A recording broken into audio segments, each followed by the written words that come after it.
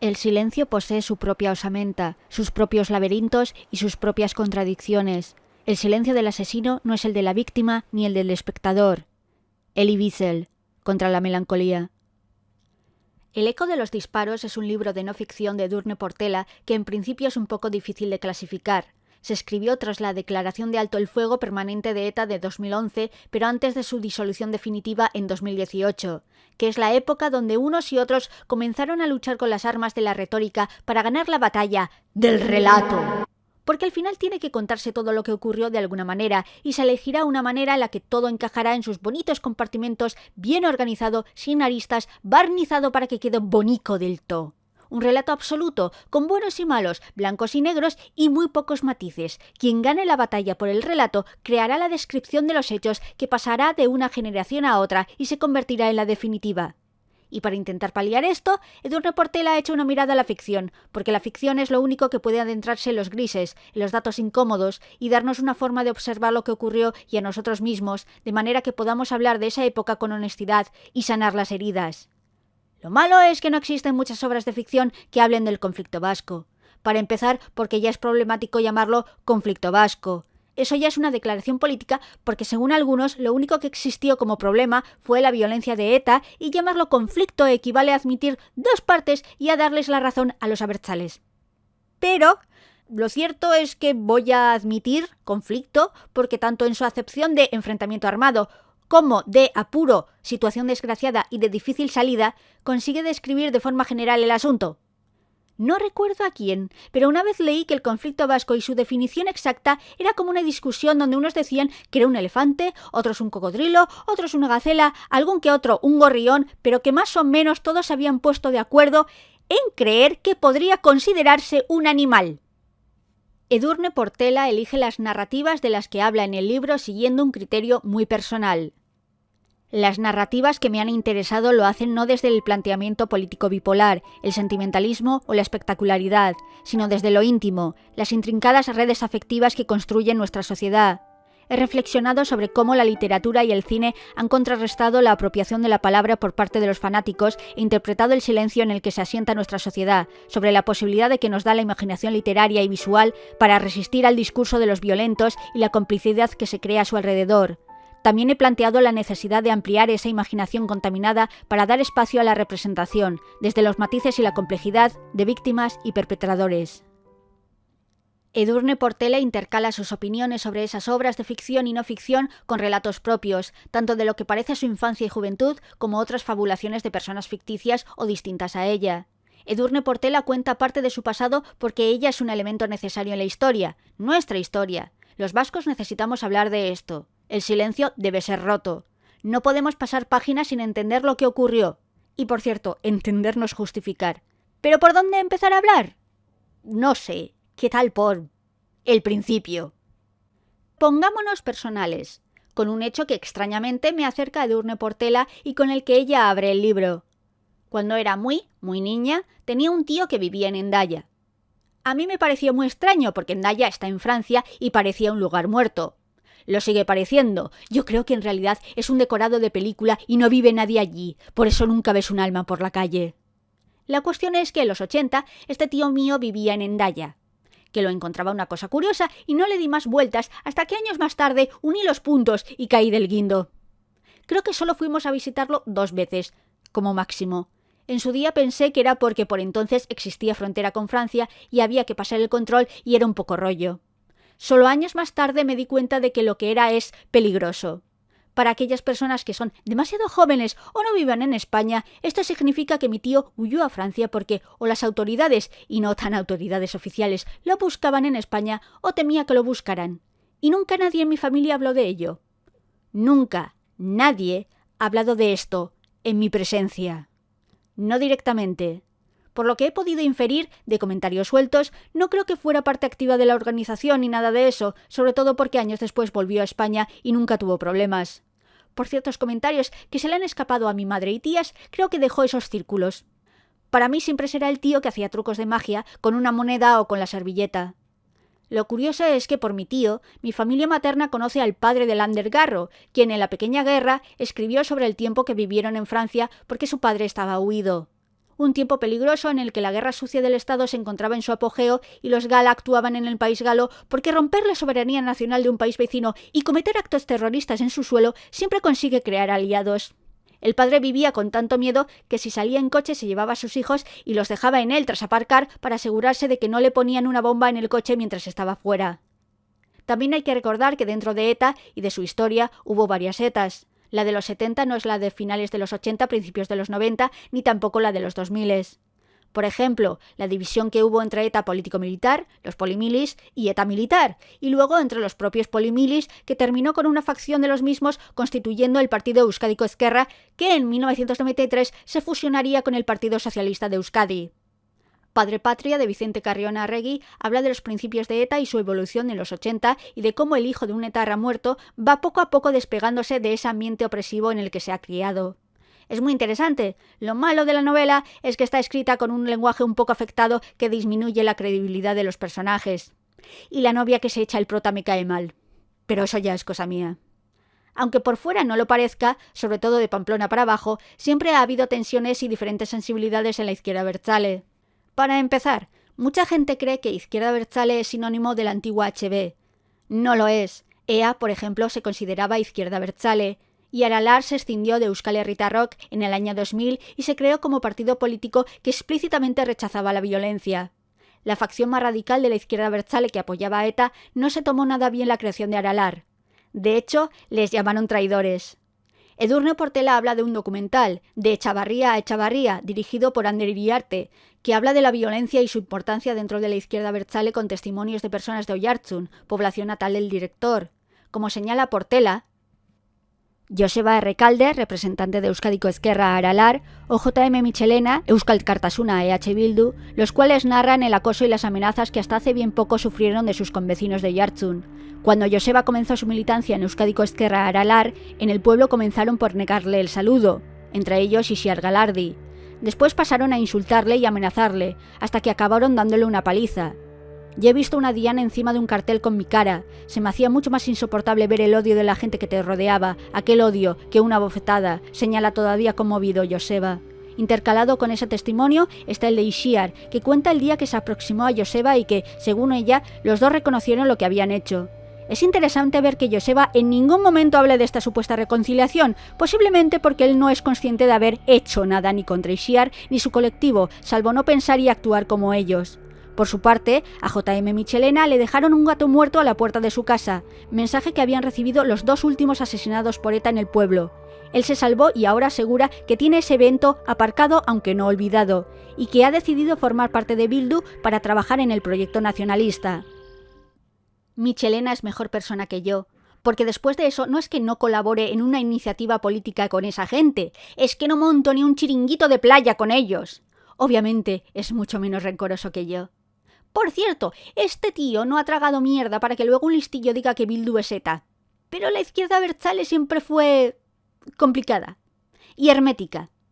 En la Ikastola tuve una compañera de clase cuyo padre era de ETA y estaba en la cárcel. Este padre suyo decidió acogerse a los beneficios penitenciarios cuando hacerlo estaba absolutamente prohibido por la organización. ETA no reconocía al Estado ni sus instituciones represoras y, por tanto, ningún preso participaría en el sistema represor del Estado, de ninguna manera. Eso cambió con el tiempo. La vida en la cárcel es muy dura, chiquis. Pero cuando el padre de esta chica cedió y decidió acogerse al programa que le reportaría menos tiempo en la cárcel, ETA aún lo prohibía y hacerlo implicaba abandonar la organización. Recuerdo que a todos los presos que salían de la cárcel les hacían homenajes al volver al pueblo. A este no. El entorno abertzale le dio la espalda. Tenía otro compañero de clase, Aitor, nombre real por supuesto. Su padre y mi tío, uña y carne. Otro de mis tíos, no el de Endaya. Pues bien, Aitor le hizo el vacío a la chica desde ese momento. Teníamos 13 años. Es lo que tiene vivir en un pueblo del Euskadi profunda, que todo el mundo se conoce y puede ser opresivo. Pero los niños aprenden de los mayores. En unas fiestas del pueblo de al lado estábamos mis amigas y yo en la verbena. Tocaba un grupo, no recuerdo cuál. Tras una canción empezaron a entonar el típico «El que no vote Policía Nacional, Policía Nacional, Policía Nacional». Yo no salté porque tampoco bailaba porque soy un mejillón social, ¿vale? Total, que un señoro se me acercó y me preguntó que por qué no saltaba, a ver si quería ser poli. A mí me sentó muy mal que un random me hablara exigiéndome cosas. Así que salté. Una vez. mirándole a los ojos. Soy consciente de que, visto ahora, parece más contestatario que simplemente no saltar, pero tenía 15 años, yo qué sé. Sonreía un poco forzadamente y se fue sin decir nada más. No tengo ni idea de lo que significa eso. Os preguntaréis qué obras elige Edurne Portela que para ella reflejan la realidad vasca de forma interesante y necesaria. Y bueno, eso es mejor que lo descubra quien lea el libro. Son sobre todo relatos y obras menos conocidas para el público en general. Las conocidas tiene opiniones diversas sobre ellas. Ahora bien, puedo deciros que 8 apellidos vascos no le gusta. Ni un poquito. Cree que su tipo de humor no corresponde aún. Antes del humor, sobre todo de ese humor ligero, blanco y sin ninguna autocrítica, debe venir el reconocimiento del problema, el diálogo social en serio. Antes de ese humor debemos ventilar nuestros trapos sucios. Tal vez después tengamos derecho a reírnos de ello. Pero Eli, diréis, Borja Coveaga, uno de los guionistas de la película, ya fue director y guionista de Vaya Semanita, ese programa de televisión con sketches que hacían humor con el conflicto vasco. Sí, pero Vaya Semanita se burlaba de muchas cosas y sus chistes con ETA los hacía cuando ETA aún mataba. No era un humor para pasar página, era un humor defensivo, de supervivencia. Es lo mismo que los judíos en el gueto de Varsovia contando chistes. Y como siempre hay alguien que me pide que cuente el chiste que aparece en Crónicas del gueto de Varsovia de Manuel Ringelblum, lo hago aquí, porque de perdidos al río. ¿Saben aquel que dio... Perdón. Este es un oficial de las SS que va al hospital con su mujer porque ella está de parto. Cuando ya le asignan una habitación, el oficial se fija en que hay un crucifijo en la pared, porque el hospital es católico, y le dice a la monja enfermera que quiere que lo quiten de ahí porque no quiere que lo primero que vea su hijo al nacer sea un judío. Luego el oficial se marcha a su casa porque el parto va a llevar tiempo. A la mañana siguiente le llaman del hospital para anunciarle la buena nueva. ¡Enhorabuena! Ha sido un niño. Y por cierto, se cumplieron sus deseos. El bebé ha nacido ciego. Edurne Portela sí tiene buenas palabras para otra película de Borja Coveaga, que ella considera mejor, y yo también, y que tuvo mucha menor repercusión y fama, titulada Negociador. Una película que consigue que Carlos Areces, interpretando a Thierry, no sea cómico. Se basa en un libro de Jesús Eguiguren y Luis Rodríguez Azpeolea que habla sobre las negociaciones de paz de 2005 en las que participó el propio Eguiguren y que se fueran a pique con el atentado de la T4. El humor de algunas escenas de esa peli es ácido sulfúrico. Supongo que por eso no tuvo el éxito de 8 apellidos vascos, porque es mucho más incómoda de ver. En esa película también aparece José Amengoechea como Josu Urruticoechea, es decir, Josu Ternera. Aunque ahora resulta que no se le puede llamar Josu Ternera porque es terminología policial. Pero si ese mote se lo pusieron sus compañeros en la organización, no es culpa mía que recuerde que fue terrorista. Esto es como las transfobas diciendo que no las llamen TERFs, porque hay TERFs que son escoria y han devaluado el término. Ambas cosas están en mi larga lista de cosas que no son culpa mía y me importan una mierda.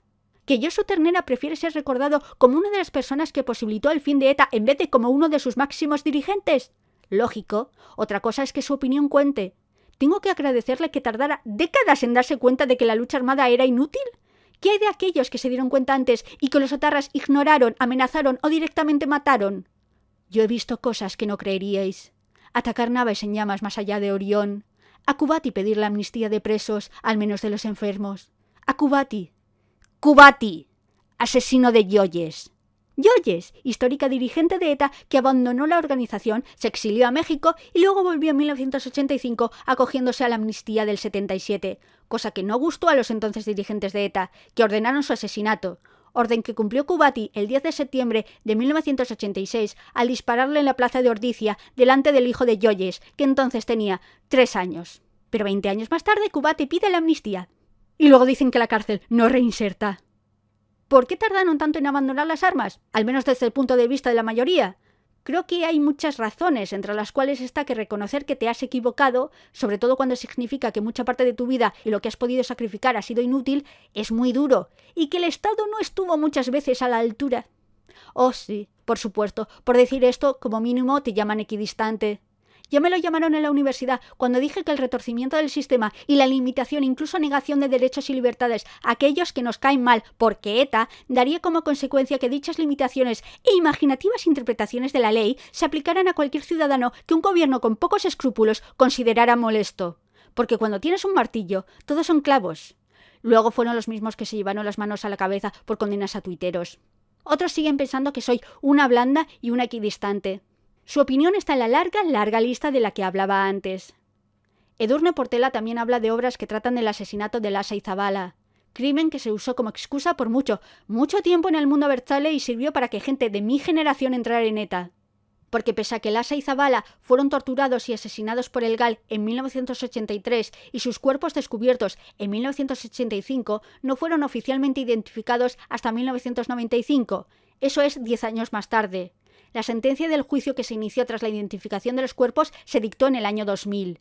Y entre medias, los que eran adolescentes entonces crecieron en un clima donde las acusaciones de guerra sucia del Estado estaban ratificadas por los periódicos, por las televisiones, por los jueces. Recuerdo un día loquísimo. Iba a haber huelga, no sé por qué.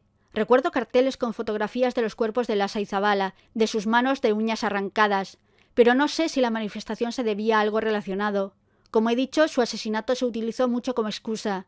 Sabíamos que se iba a montar una gorda, porque había rumores de que gente de Bilbao iba a venir explícitamente a las manifestaciones, pero teníamos que ir al instituto.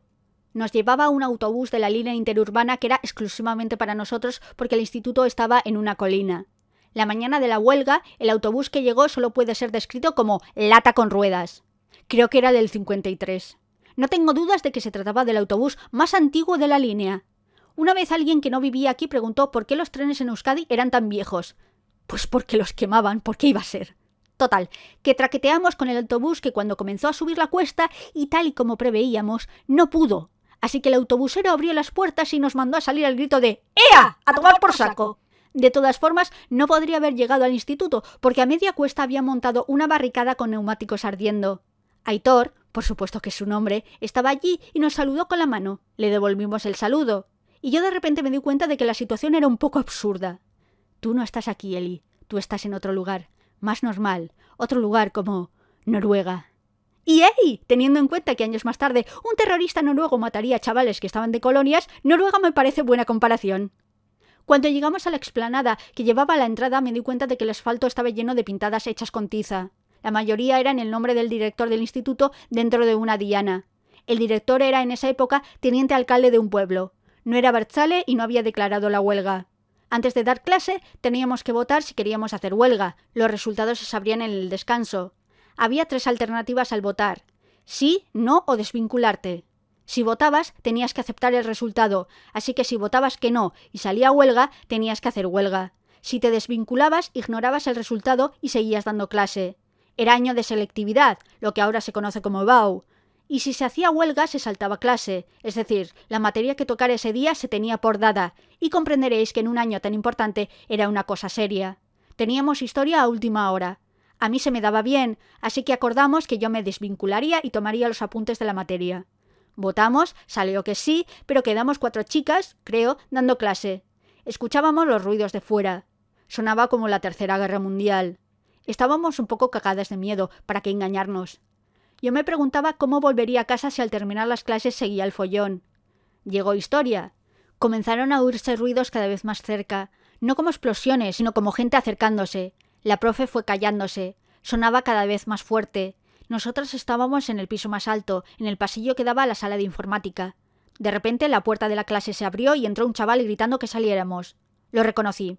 Dejé el cuaderno sobre la mesa y le respondí con calma: David, ¿estoy tomando los apuntes de historia?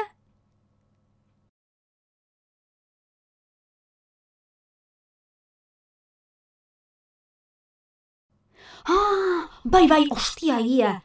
Tú sigue, no te preocupes. Y se fue. Y seguimos dando clase. Cuando salí a la calle todo había terminado y pude llegar a casa sin problemas.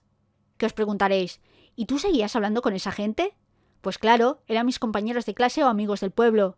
Me resulta fascinante cómo la gente más intransigente con la izquierda abertzale sea la misma que va por ahí diciendo que tienes que tener amigos de todas las ideologías, porque si no te creas una cámara de eco.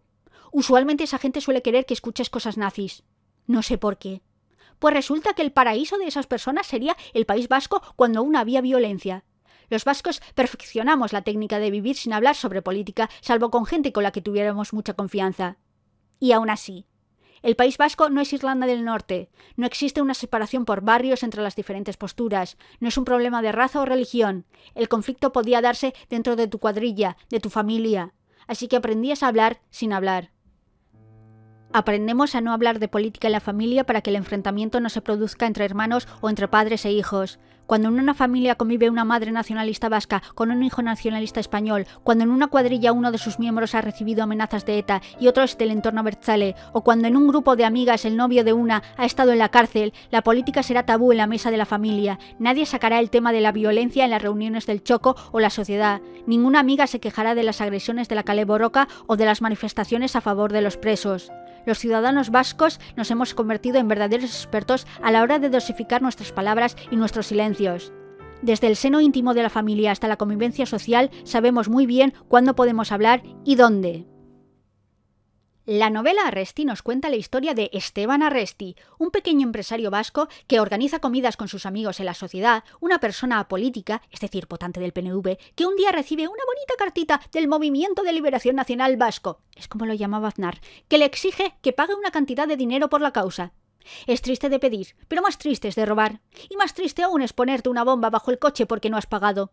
Así que tras sus momentos de duda, porque a las autoridades por entonces se les ocurrió la brillante idea de acusar a quienes pagaban el llamado impuesto revolucionario por colaboración con banda armada porque habían fumado crack, decide que es más seguro pagar y la novela nos cuenta todo el proceso. No sé si Edurne Portela ha leído la novela, creo que le gustaría. Igual no, pero es posible que apreciase lo que cuenta sobre el silencio de mucha gente que sí, pagó y calló. Me recuerda un poco a Inmersión de Lidia Chukovskaya, no porque se parezcan en cuanto a trama, no se parecen en nada, sino por hablar de cómo la gente calla y por qué calla, y saber no juzgar, porque la escritora también vive bajo el mismo régimen. Vivir en el País Vasco era como estar en una plazoleta con dos líneas a los lados perfectamente identificadas y señaladas, de modo que siempre eras consciente de dónde estaban los márgenes. Solo que a veces ni eso funcionaba, y te encontrabas sin querer al otro lado de alguna de dichas líneas, bien por pasear por la calle cuando estallaba una bomba o hacerte amigo de, yo qué sé, un edil del PP, bien por participar en un fanzine donde había alguien fichado por la poli y como les da igual 8 que 80, detenían a todos los que estaban en ese local donde os reuníais. Así que la mejor política era bajar la cabeza, mantenerte callada y no meterte en líos. Lo contrario del amor no es el odio, es la indiferencia. Y sí, claro que había gente que tomaba partido públicamente por alguno de los bandos. Si no, nunca hubiera habido concejales del PP o del PSE, o políticos de HB, luego Euskal Herria Rock, luego Batasuna, luego Sortu, luego... Pero había mucha gente que no quería meterse en política activa ni jarta de vino. Y al menos en lo que respecta a mi generación, había muchos progenitores de la izquierda abertzale que no querían que sus hijos entraran en ETA, porque eso significaba echar tu vida por la borda. Y eso en sí debería haber puesto sobre aviso a la organización, porque cuando ni siquiera los que se supone que te apoyan quieren que las nuevas generaciones nutran tus filas, entonces tienes un problema. Pero claro, otra cosa era que esos progenitores pudieran impedir a sus hijos que se metieran donde no querían. Recuerdo que un día, en fiesta, si no me equivoco, iba con mi tío y su amigo, el padre de Aitor. Nombre verdadero, por supuesto. Como he dicho, mi tío y su padre, hermanos del alma. Y nos topamos con Aitor y otros muchachos que estaban moviendo un contenedor para quemarlo. No preguntéis. El padre fue directo hacia él y le empezó a gritar que qué hacía, que se largara de allí y que se fuera con su madre. Yo lo flipaba porque el tipo era de HB. Aitor no dijo nada, solo lo miró. Si las miradas matasen. Extrañamente, creo que el perfil de persona que se metía en ETA era el mismo que el que se mete a militar. Dejad que me explique, no me peguéis. Quiero decir que ETA se veía a sí misma como un ejército y utilizaba léxico militar, objetivos, operaciones... Sí, claro que ETA no es un ejército regular. La diferencia principal es que el ejército está sujeto a un control, opera, al menos teóricamente, dentro de la legalidad acordada por el Parlamento y de la legalidad internacional, aunque luego se considere que disparar contra civiles indefensos en el agua es uso proporcionado de la fuerza porque los tribunales fuman setas. Se supone que sus actuaciones están fiscalizadas. Nadie fiscalizaba a ETA. Lo de que la izquierda abertzale señala y ETA dispara parece más bien un mito. ETA señalaba sus propios objetivos. ETA mataba y luego les pasaba el borrador de lo que debían decir para justificarlo a los miembros de la Mesa Nacional.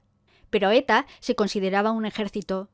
¿Qué haces si quieres defender la patria española? Te metes en el ejército. ¿Qué haces si quieres defender la patria vasca? Te metes a ETA. Da igual que no fuera lo mismo. ¿Te hacían un psicotécnico para entrar en ETA? En su mente sí lo era. A eso se añade otra cosa, que no creo que se aplique a quienes quieren ser soldados regulares o no de la misma manera. Esos chavales no iban a ser memorables. No quiero decir que fueran tontos ni nada de eso, pero no destacaban, y lo sabían. No pasarían a la historia.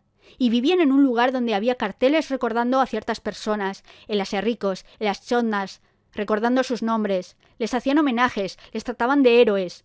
Que a mí lo de matar y acabar chupándome 40 años de cárcel para que 4 gatos se acuerden de mi nombre me parece poco incentivo.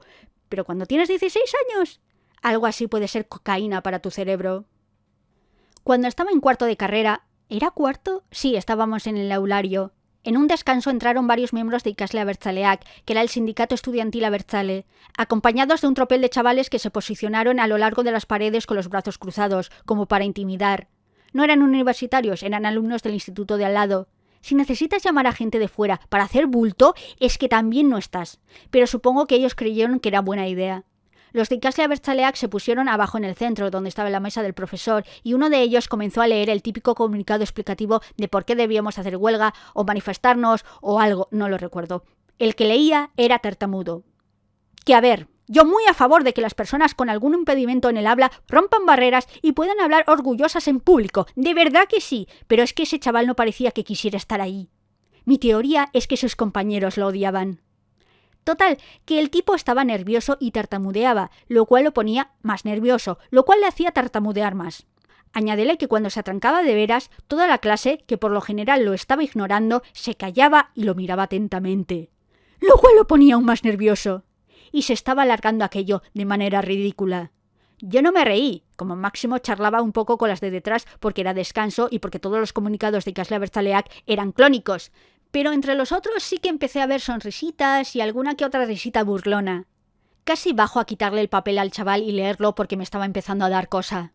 Pero entonces uno de los adolescentes se hartó, cogió uno de los extintores, lo vació en la clase y tuvimos que salir tosiendo mientras varios de ellos nos increpaban a la salida que se habían quedado con nuestras caras. Ahí, siempre buscando nuevos aliados y haciendo amigos, di que sí.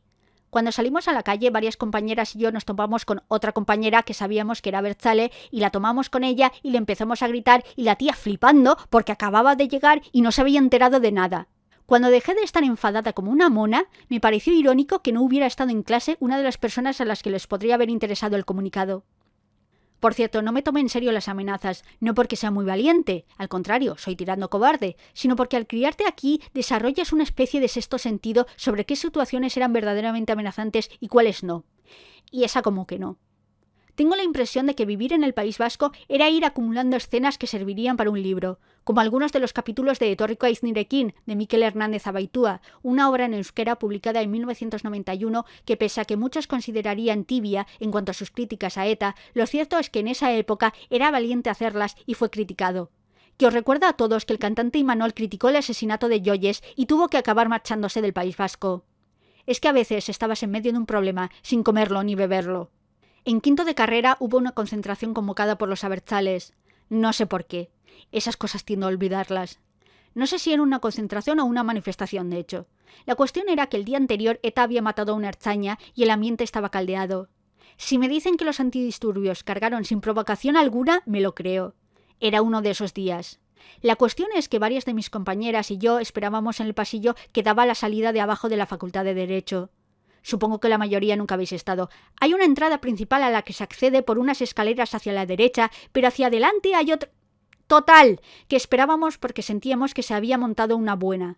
Intuición que se vio confirmada cuando vimos a gente corriendo por el campus y entrando a los diferentes edificios de la universidad. Se escondían personas provenientes de la manifestación, sí, pero también otros transeúntes que huían del lío. La policía tenía prohibida la entrada a los edificios, una de las consecuencias de la autonomía universitaria. Hasta ese día. Los beltzas entraron, disparando pelotas de goma. Sí, dispararon pelotas de goma en un recinto cerrado. Una de ellas golpeó en la espalda a una pobre chica que estaba en la cola para la copistería. Se armó la de Dios. Y de repente, no sé de dónde, de la Enterprise supongo, se materializó un beltza a la entrada del pasillo donde estábamos, apuntándonos con sus lanzapelotas. Sí, se supone que no puede apuntarte con uno, gracias, sí, lo sé. Estaba apuntándonos con el arma. No sé por cuánto tiempo. Se sintió como una vida entera mientras nosotras intentábamos parecer lo más inofensivas posible. No te muevas, no corras, sobre todo no corras. El Ertzaina bajó el arma. Y de repente se abrió la puerta de la clase de al lado y salió una profesora de penal con la que nunca di clase, que vio al tipo frente a ella y le empezó a gritar que qué hacía allí, que no podía entrar sin el permiso del decano o del rector y que ella dudaba mucho que se lo hubiera dado y que si no se marchaba se iba a comer un puro de la hostia. Esa profesora era más bajita que yo, y yo no soy alta, y el otro maromo medía 1,80 m como mínimo y estaba equipado como un G.I.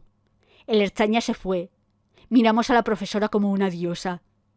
Por cierto, hablando de rectores, Edurne Portela, en su prólogo de la edición que leí, comenta que Pello Salaburu, rector de la UPV durante los años 1996 a 2000, le manifestó la queja de que en este libro no hablase de la gente que, como él, no se cayó y se enfrentó a la violencia.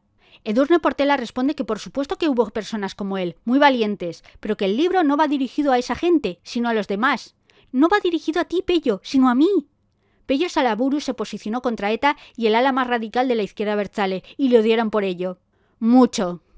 Extrañamente, cuando oposité para la judicatura, sí, quería ser una pieza más en el Estado represor. Nuestro grupo de preparadores nos daba clase en las instalaciones de la Facultad de Derecho. Creo que porque en esa época, podría equivocarme, ¿vale? Pero creo que en esa época una de las juezas preparadoras estaba casada con el decano de la facultad, a quien mi promoción cariñosamente llamaba Bizcochito en homenaje al personaje de Ally McBeal. Callaros, no soy vieja, vosotros que sois babies. Digo extrañamente porque era un lugar bastante público y no sé hasta qué punto seguro, teniendo en cuenta que los jueces y fiscales del grupo llevaban escolta. Las secretarias judiciales no, porque los etarras desconocían el número y la importancia de sus funciones. Total, que la mayor parte del tiempo podías ignorar que había unos tipos con pistola alrededor para el caso de que otros tipos con pistola decidieran actuar, salvo cuando nos tocaba el fiscal joven, el imberbe, que se tomaba muy en serio las instrucciones de seguridad que le habían dado los escoltas, que supongo que el resto las recibió también, pero él era el único que cerraba la puerta de la clase por dentro, y en aquellas clases cuyas ventanas daban a la colina de al lado, cerraba las cortinas. Mira, chaval, si un etarra conseguía acertarte desde ahí, tenía una puntería de la leche. Era medallista olímpico. Era el único que me ponía ansiosa, porque me recordaba que lo que hacíamos podía ser peligroso. Porque la mayor parte del tiempo podías ignorar el peligro. Vivías en un sitio donde de vez en cuando pasaban cosas y te parecía normal. Y resulta que no era normal. Y ahora ETA ha dejado las armas y podríamos hablar, pero no lo hacemos porque estamos tan aliviados y queremos tanto dejar esto atrás que nos da todo igual. Y se supone que para ayudarnos está la ficción, pero la obra más famosa, el libro que más vendió sobre el conflicto, resulta que es Patria, de Fernando Aramburu, que tiene sus carencias y me da la impresión de que se está usando mal. Se le está dando estatus de obra definitiva sobre la violencia en el País Vasco, como si eso sirviera para darle carpetazo a todo el asunto. Ya está, se acabó, no tenemos por qué volver a hablar de esto. Y creo que ni el propio autor querría eso.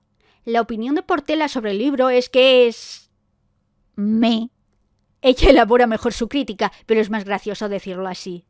Yo no tengo nada contra la novela, pero siempre he dicho que es una novela de discurso camuflada de novela de personajes. A mí me da igual, pero es lo que es. No hay ninguna razón en el texto para que Vittori cambie de opinión. ¡Ninguna! Aramburu necesita que lo haga para que junto con el etarra arrepentido haya una reconciliación final con arcoíris al fondo. Y eso en la realidad es muy posible que no vaya a pasar, y es mejor que nos mentalicemos, porque si no lo que vamos a tener es la transición 2, Electric Boogaloo, y vamos a cerrar todas las heridas mal. Otra vez. Como dice Yoki Muñoz. En cuanto a la palabra reconciliación, diré que así como en las relaciones humanas me parece necesaria por una simple cuestión de convivencia y de equilibrio emocional, en el terreno político me pone en guardia. Me recuerda a la argumentación de la derecha franquista durante la transición, cuando quiso maquillar las barbaridades de la guerra civil amparándose en ese plural de violencias y sufrimientos, como si no hubiera habido una parte agresora y otra agredida.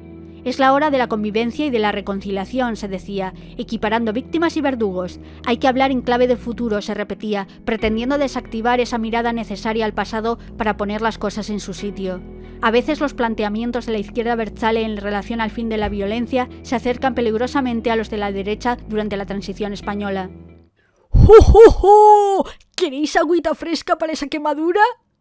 Mirad, tenemos que hablar de esto. Y hablar de verdad, no hacerse el indignado por el cartel de la HBO para la serie Patria y dándole publicidad gratis que parecéis tontos, sino adentrarnos en todos los rincones oscuros que siempre hemos tratado de evitar, y la ficción es un buen instrumento. Este libro no gustará a quienes no gustó el documental de Medem, La pelota vasca, por considerarla equidistante y a Medem poco menos que amigo de terroristas. Esto no es una crítica, es un hecho de a quién puede no gustarle. Tampoco gustará a los abertzales más radicales, la considerarán torticera y más crítica con ellos que con los otros. Muy bien, no es un libro para todo el mundo, es un libro para mí. Y al fin y al cabo eso es lo importante, porque como sabemos, el universo gira en torno a mi persona. A mí me ha gustado, me ha hecho reflexionar y me ha llevado a teneros 3 horas y media escuchando anécdotas que os importan un pimiento. Pero ¿sabéis qué? Ha sido terapéutico. Deberíamos hacerlo otra vez.